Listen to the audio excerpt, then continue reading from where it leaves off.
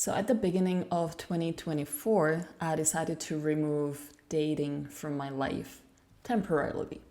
So the main reason for that is dating and seeking men and trying to be with somebody has been a big topic in my life, and like throughout the years it was always there, always weighing me down in some form or shape.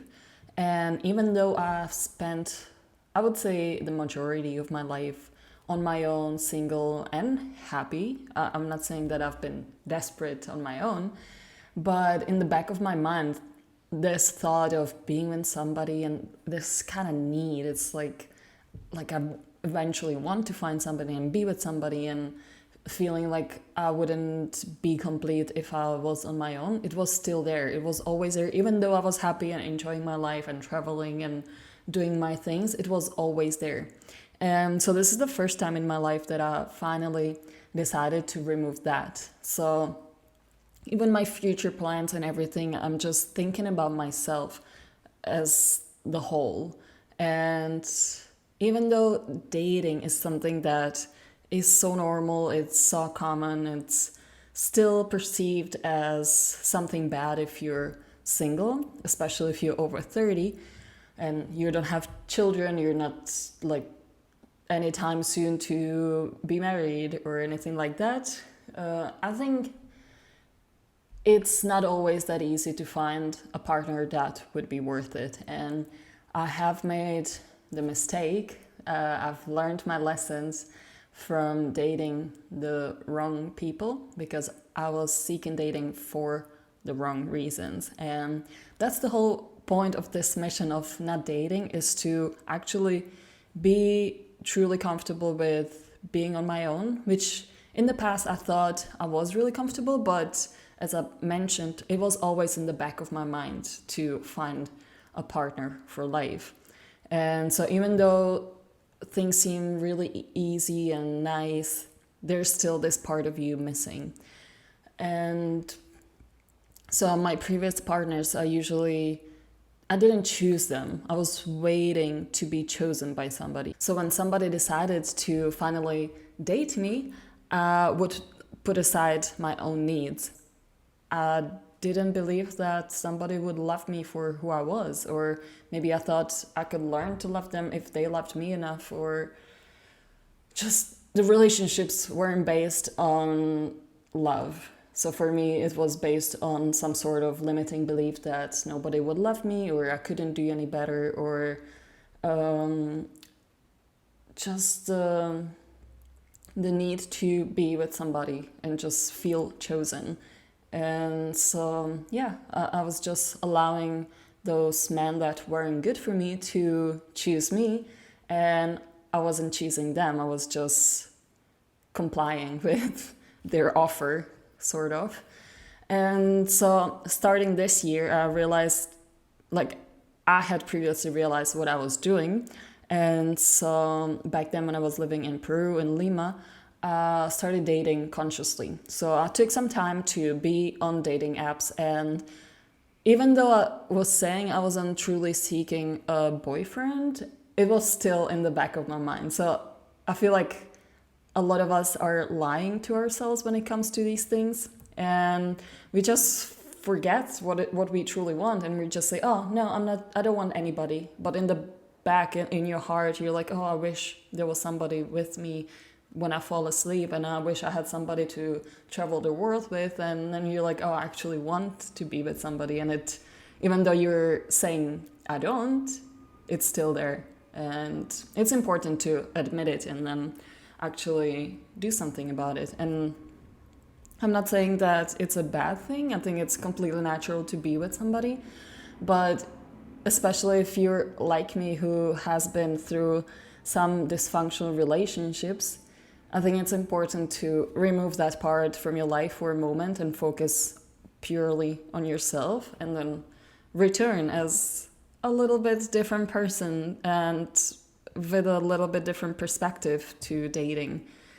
And I just got off track. So what I was going to say is that I was consciously dating back in Lima, And so I was on dating apps, I would go out on dates, and I would just try to see the things I couldn't see before and try to decide for myself what was the best for me, because I wasn't doing that before. So whenever somebody would ask me on a date previously, I would just say yes. I would just like, oh, maybe it's an option, it's a possibility. Maybe he'll like me enough to date me. And so this time around, I was taking it, okay, I like him, like he is handsome or he seems interesting, he has the same hobbies. So I was like, okay, let's go on a date. And then on the date, I would actually be much more present in the signs he was giving. And it made everything so much easier for me just to see, okay, the communications, like, is he really interested? The kind of the body language as well can tell you a lot. And then just, okay, deciding, is he something that I would even consider pursuing, or am I not really interested?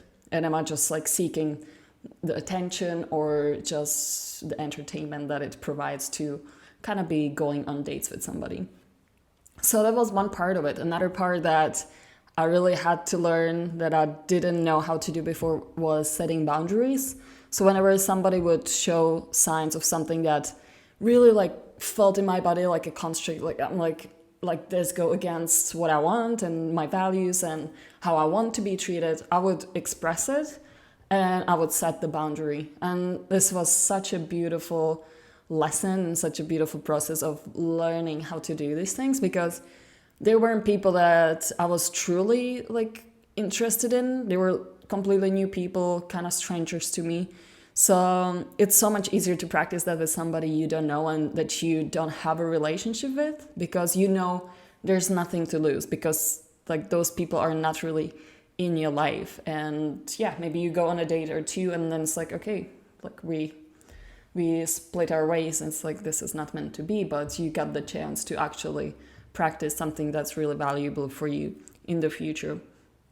So yeah, stopped dating once I left Peru. I did go on one date in January, and after that I was like, okay, like I could still notice some of my thoughts, out of my behaviors, and I was like, okay, I still need to take a break and really focus on myself. And then I feel like a couple of months later, after I decided to completely remove dating and just like seeking to be with somebody from my life, there was a beautiful podcast that we recorded on Wellness and Wisdom with Kylie and Mark Rose.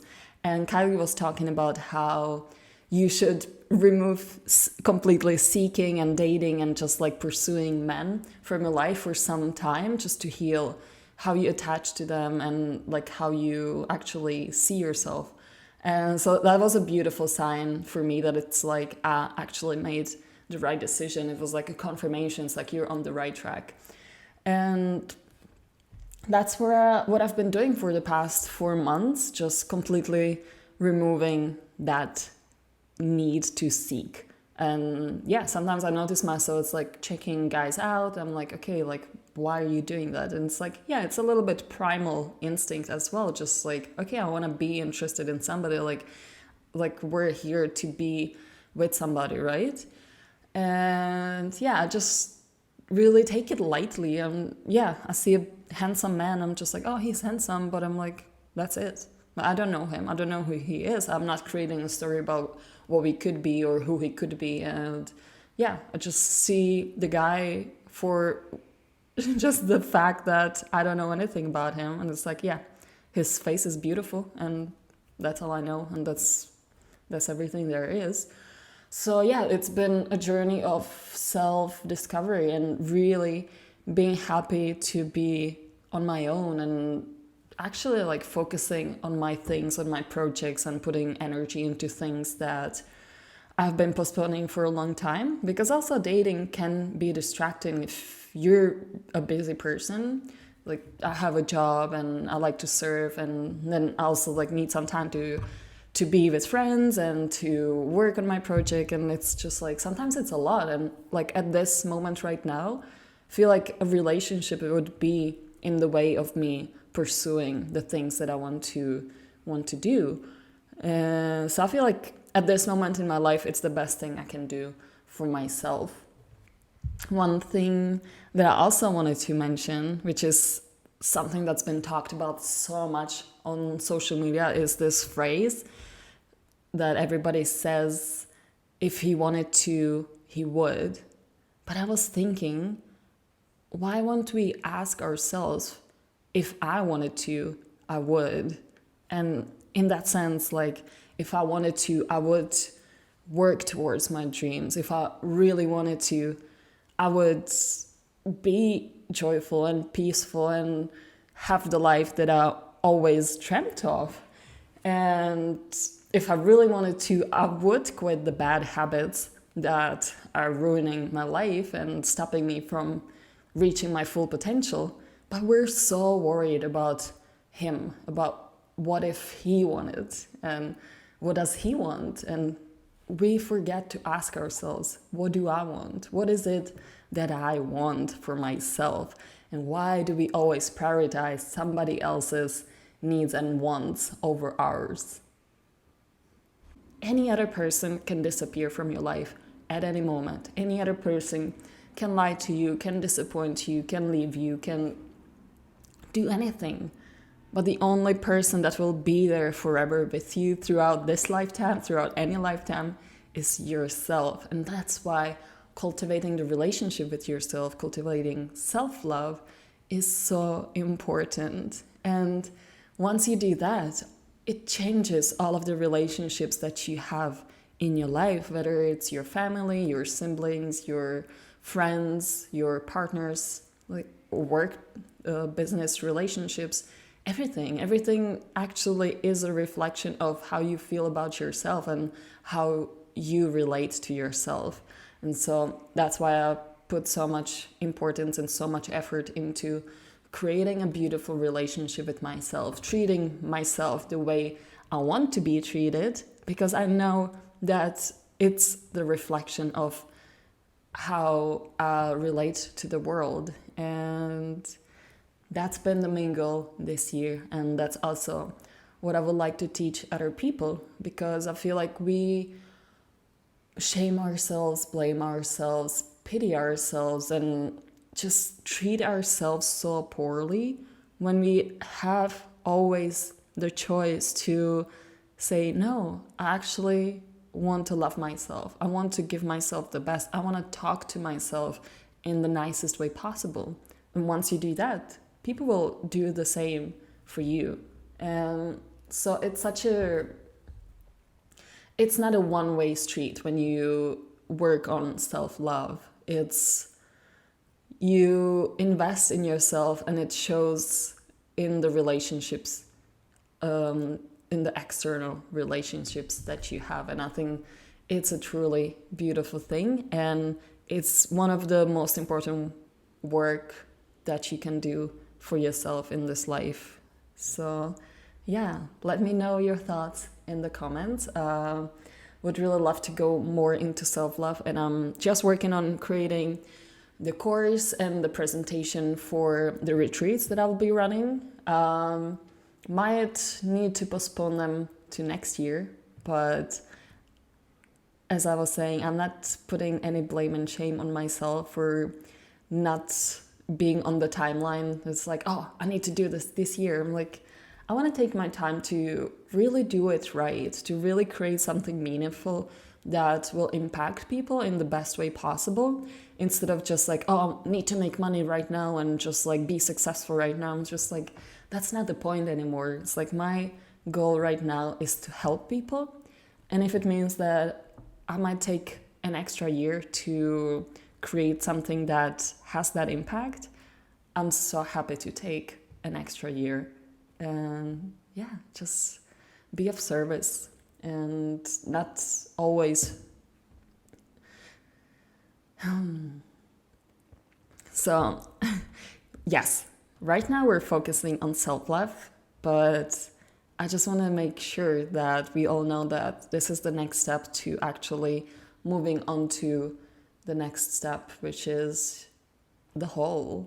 So I'm not going to go into that right now, but you know, when you're on the plane, you first put your mask on, and then you put mask on your children or anybody else who needs help. Or, as they say, you gotta fill your cup first. So this is the goal. Self-love is filling your cup first, and then you can focus on the bigger picture. But this is just the beginning.